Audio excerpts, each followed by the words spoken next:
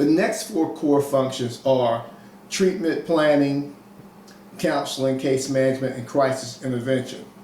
When we start talking about treatment planning, what we want to look at is how available is the client? What treatment modality works is what works for the client. We talk about evidence-based treatment modalities. We really want to stick with evidence-based treatment modalities, but we have to fit those modalities to the availability of the client.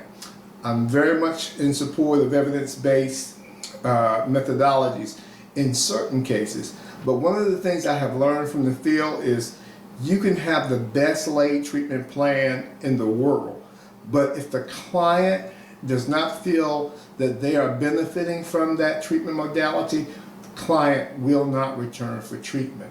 So before you decide to pick a specific treatment modality and lay it out for the client, talk to the client about their availability, what their needs are, how they want to engage treatment, what they think will work best for them. Because the most important part of treatment is the client-counselor relationship. The counseling process is next. Once again, you've already have the treatment plan in place. You talked to the client about the treatment plan, and now you're engaging in the counseling process.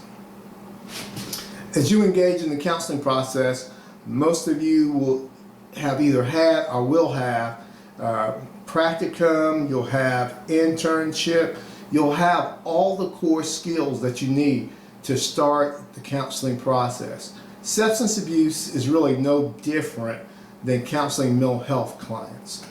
The only thing that you have to really think about that may be slightly different is you need to know the impact of drugs and the pharmacology, as well as the drugs' effect on the body.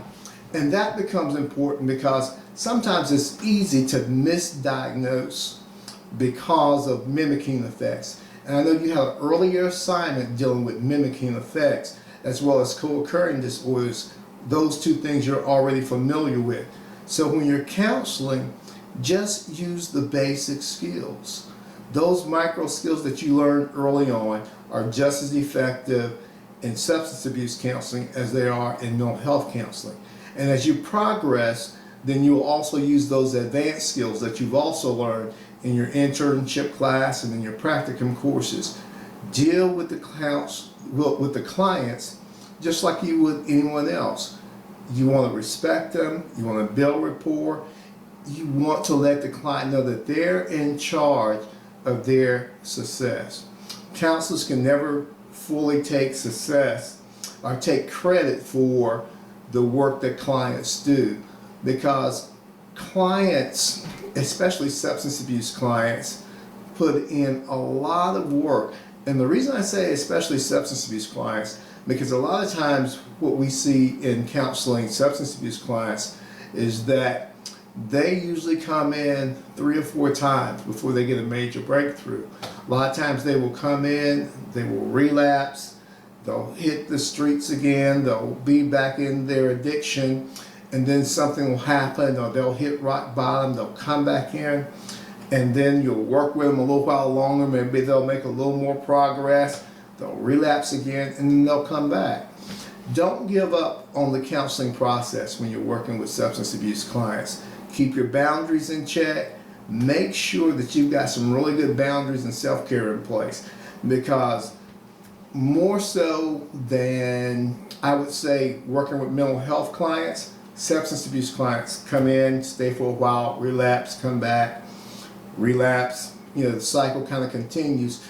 Typically, I think the research shows that typically the 4th or 5th time they come in, a lot of times they will stick through and really be able to work through. First time people come in, a lot of times they relapse, and the guilt factor, the isolation will kick in.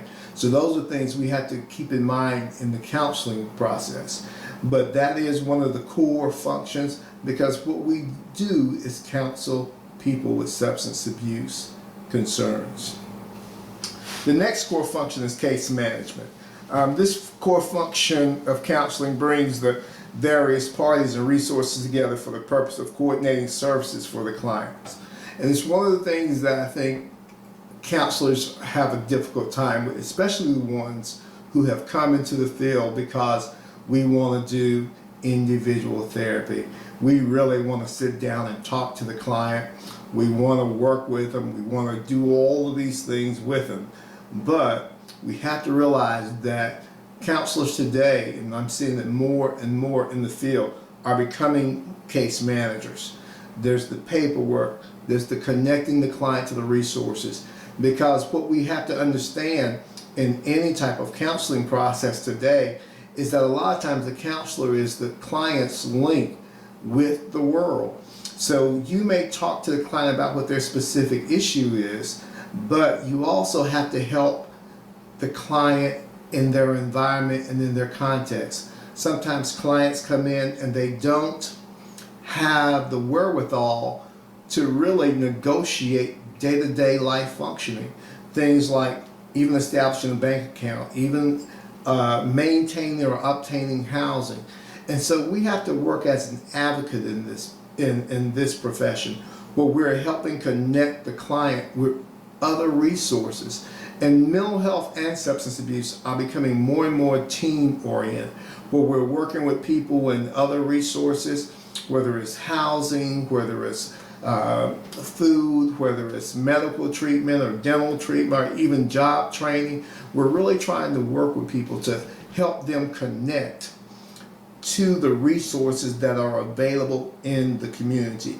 And then even after treatment is over, in their aftercare plan, we've got to connect them with the services and resources that they need so that they can continue to have a healthy recovery period. In substance abuse, you always hear the phrase that, people are either in active addiction or they're in recovery. Because what a lot of people say, depending on which camp you buy into, people never overcome addiction. And I think there's a lot of truth to that, because people will overcome the active addiction, but the desire is still there years and years later. We see this in the field all the time, where people are working day in and day out dealing with recovery, still dealing with the challenges of addiction years after their last use. The next thing is crisis intervention. Crisis intervention. Of the 12 core functions of a substance abuse counselor, this one may be the most intermittent. It involves taking immediate action in response to any serious or crucial crisis that comes up during the course of treatment.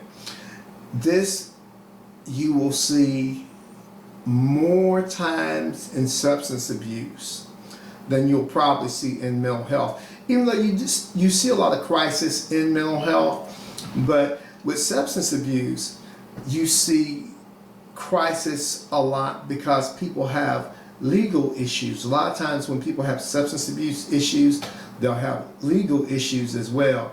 They'll either, sometimes people will OD, they'll use, you see it in the drinking and the alcohol, you see it in the drugs, and that crisis comes up where something happens. And a crisis is not just a suicide, it's an eviction. It's a person who doesn't have food. It's a person who stops taking care of their children or leaves their children uncared for or neglected for days at a time, and something comes up and your phone will ring as the counselor because someone is calling saying, hey, look, I have this problem. Or you'll get a call from the hospital saying, hey, we have one of your clients in the emergency room.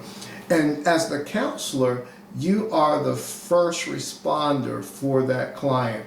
If something happens and that client is assigned to an agency or is assigned to a counselor, then whoever has that person either in custody or at the hospital or wherever, they're going to call the counselor first to find out, okay, what do you want us to do, or what can you tell us about this situation? They will try to work with you, but ultimately it will be the counselor who goes in to really do the work of picking that client up, or arranging for transportation for that client, or arranging for that client to be moved from one facility to another facility, or at least coordinating with it with others in regards to the movement of a client if a client is in custody or at the hospital, or even moving from an inpatient to an outpatient setting. So crisis intervention is something that really occurs in all parts of our work. And if you're working with an agency, there'll be times when you'll have the crisis phone. And the crisis phone, if you're working with an agency, that won't just be for your clients. It'll be for any of the agency's clients who has an emergency that you'll have to respond to if you're on crisis duty at that time.